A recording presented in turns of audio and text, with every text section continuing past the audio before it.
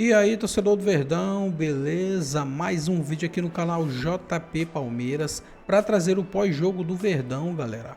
Palmeiras perde a partida no placar de 1-0 para o Bahia fora de casa. Palmeiras que continua na terceira colocação do campeonato com 49 pontos. Durante a partida, o Verdão perdeu o Evangelista e o Piquerez por lesão ainda no primeiro tempo, galera. Tô deixando aqui para vocês a equipe F da ESPN falando tudo sobre essa partida. Fica aí até o final do vídeo, não se esqueça de deixar aquele like, beleza?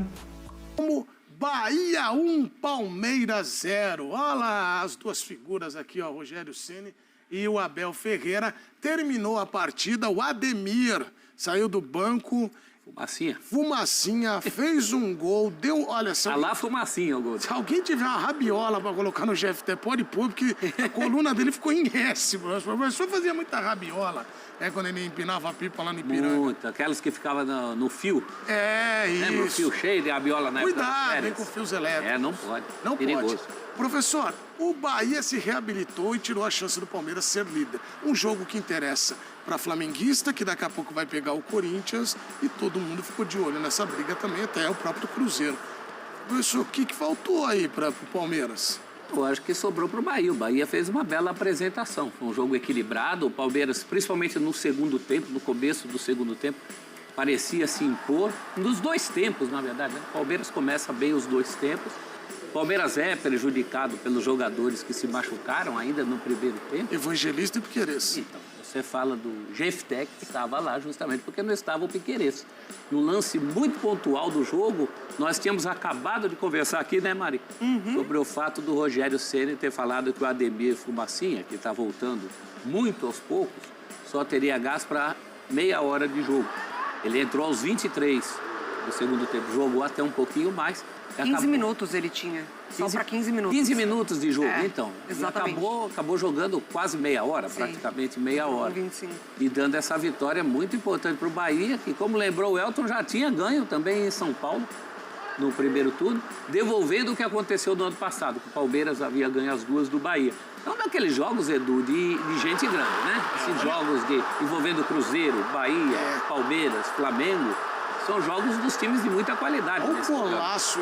E essa câmera aí não mostra tanto, mas a câmera de trás, Mário, eu falei aqui do drible, é desconcertante. A câmera, né, da trás do gol mostra muito isso. Ainda o Palmeiras teve essa chance no finalzinho e não marcou, né? E o ponto é que quando o Palmeiras... Daqui a pouco a entrevista coletiva do Abel Ferreira, do Rogério... A do Abel principalmente. Porque a do Abel tem um ingrediente... Nós vamos falar disso já, porque eu quero guardar, porque a gente debater bem, que é a questão do gramado. Vamos ficar só na parte técnica ainda, porque o Bahia, a impressão que se tem, Elton, e aí a gente tem que sempre rememorar, que o Bahia, ele ganha, mas é um Bahia que tem oscilado muito na temporada e dá essa ideia de tropeção do Palmeiras. Não é.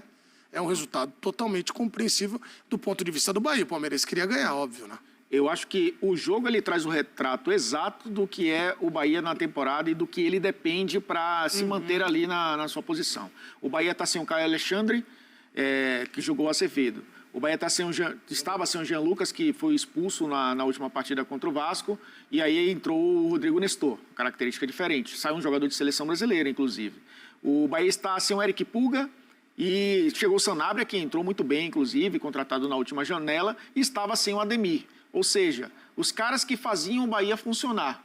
Um deles voltou. E um deles, voltando, já cria aquela memória de um Bahia mais eficiente. E o cara que voltou decidiu o jogo, que foi o Ademir. Então, é claro que essa oscilação do Bahia passa também por um elenco curto, passa também por uma oscilação normal de qualquer clube do futebol brasileiro. E aí os clubes que conseguem sair rapidamente dessas oscilações são os que possuem um elenco um pouco mais equilibrado.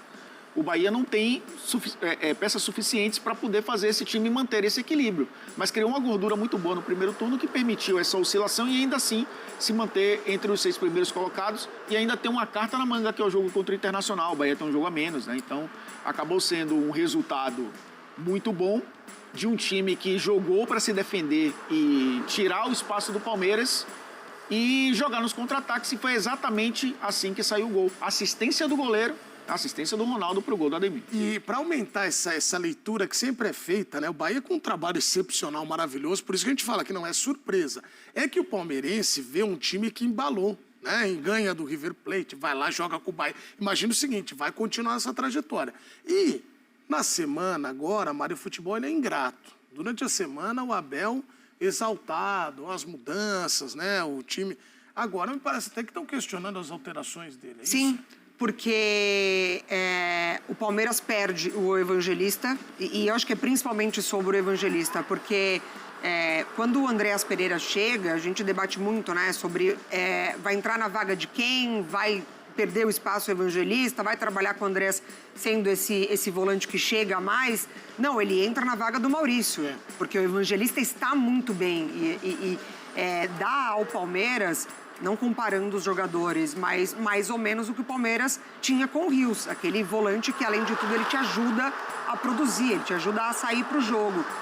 E quando ele perde o Evangelista, ele coloca o Aníbal Moreno, que começou no banco de reservas. Então, a dupla que entra é o Emi Martínez e o Evangelista. Perfeito. E quando ele coloca o Aníbal, e aí que eu quero ver a entrevista do Abel, porque quando a gente fala...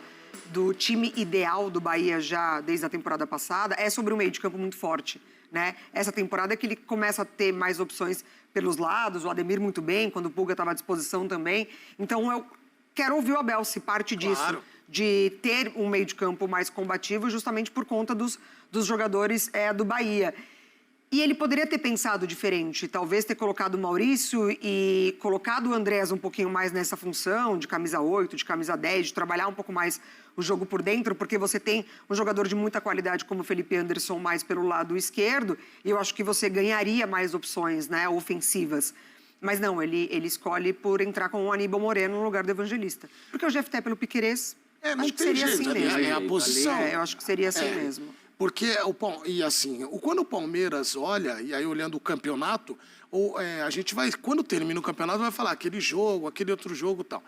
No caso do Palmeiras, agora fica mais latente, porque a disputa é como se o Palmeiras passa esse obstáculo que era o River Plate, vai agora, daqui a um mês, jogar a semifinal de Libertadores, mas é como se tivesse agora o tempo, professor, que é o seguinte, agora vai, entra na briga com esse Flamengo aí. Então, vai oscilar, não tem super-herói no Brasileirão. É o melhor visitante, só tinha perdido pro Cruzeiro, né? Que só aumenta o mérito do Bahia. Claro, também, né, porque a oscilação num momento de maior entusiasmo do palmeirense do ano, né? De sequência de resultado, de consistência de jogo. Eu vi muitas semelhanças desse jogo com o jogo do primeiro turno também. Que o Bahia também ganha no Allianz, o Palmeiras teve oportunidades, teve até acho que mais oportunidades que hoje. Não foi propriamente um jogo que o Ronaldo trabalhou tanto. Mas o Palmeiras também produziu para sair de campo com um resultado melhor. Agora, acho que o Abel vai se defender, porque na hora ali não parecia uma alteração tão ruim. Claro que é uma alteração menos vistosa do que se ele colocasse, por exemplo, o Maurício. Acho mesmo, e esse lance comprova isso, que foi um resultado muito da individualidade dos dois lados. Do que o Ademir é capaz de fazer, porque é um lance muito do jogador que ele é. Né? Ele foi colocado para correr pelo Ronaldo e deu certo. E também um lance em cima de um lateral que não é propriamente o dono dessa posição. Acho que durante a semana, nem durante a semana, os palmeirenses nas redes sociais devem estar colocando está sendo muito futebol brasileiro. E foi um lance assim, você até falou da câmera, um lance bastante constrangedor, porque ele vai ruindo, né? A câmera de trás. E depois do drible ele vai ruindo. Então é uma coisa muito pontual. Claro que o Abel acho que não vai entrar nesse mérito, ele não é de jogar os seus atletas aos leões, mas acho que nessa semana vai se falar muito dessa falha individual que acabou valendo o resultado. De um jogo equilibrado, como são os jogos equilibrados entre esse pessoal do G4, G5, Bahia e Botafogo se alternam ali no G4, mas o Bahia é um candidato a G4. Agora o Mirassol, né, que está o Mirassol. O Mirassol eu já queria deixar minha opinião, que a gente vai ver o Mirassol aqui, viu? Na tela da ESPN Disney Plus em relação a Libertadores da América. Sim, sim. Ele tá cada vez... Sabe aquela coisa de, me deixa aqui. Aí ele entrou. Porque não tá no meu bolso, eu sempre ando com ele. Eu tenho um pano.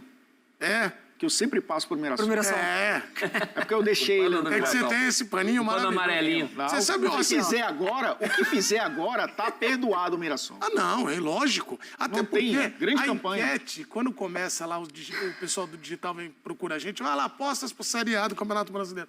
Eu tenho certeza que de 10, uns 9 botaram o Mirassol lá. Eu botei. Na zona de rebaixamento. Sim, botei. Não na zona Desculpa, de Guanais. Libertadores. É, mas tá tudo bem. E hoje é até aniversário do Reinaldo, lateral esquerdo. Um abraço pra ele. King Naldo. Aniversário, King Naldo. Que campeonato, hein? Parabéns ao Mirassol, que está fazendo uma belíssima Que campeonato. campanha. A gente já está falando da parte técnica e já a polêmica em relação ao gramado. O Elton, o seu pano também pode ser utilizado em relação ao Rogério Ceni. Você que torce... Não, aqui. Você que... Pode, não mas pra ele você. não vai usar. Não você. Mas posso. Poder pode, mas não quer. Você. Tá autorizado. Você que está em casa, Pega o pano. você mesmo, você que é torcedor do Bahia, não fica olhando pro lado, não, é com você. Certeza que você foi, o Rogério, não sei lá, viu, não tá bem esse ano. Aí quando ele tem uma vitória como essa, que trabalho. É um cara que tem que Passa o pano permanecer, para as tal, ele pega o lesões, para as paninho. ausências. Não, assim, a gente tem que analisar o global e é um bom trabalho. Renovou o contrato por mais 2 anos e tem muita segurança. Eu acho que quando o cara trabalha com segurança, não é aquilo de perdeu 2 jogos e fica, será que eu vou continuar? Será que eu vou perder o grupo? É um trabalho muito bem estruturado e é uma estrutura muito bem definida dentro do Bahia que permite todo mundo ter tranquilidade na oscilação. É claro que a pressão do torcedor vai existir, ela existe, o torcedor quer... O torcedor do Bahia está com fome, né? Quem tem fome tem pressa. Claro. Está um bom tempo sem conquistar títulos nacionais. Então, é lógico que o torcedor quer voltar à Libertadores todo ano. Mas, internamente, há esse controle para que o externo não interfira lá dentro. A proposta de Rogério nos últimos jogos, eu acho que consolidou nessa contra o Palmeiras. O Palmeiras foi um time montado para controle com posse de bola. Não tem velocidade. O Diay não vai muito ao ataque. É claro que do outro lado você tem um cara que está começando ainda, né, se adaptando ao GFT. Você tem com o Felipe Anderson e o Andrés Pereira, não são caras de profundidade, né, não são pontas de fato.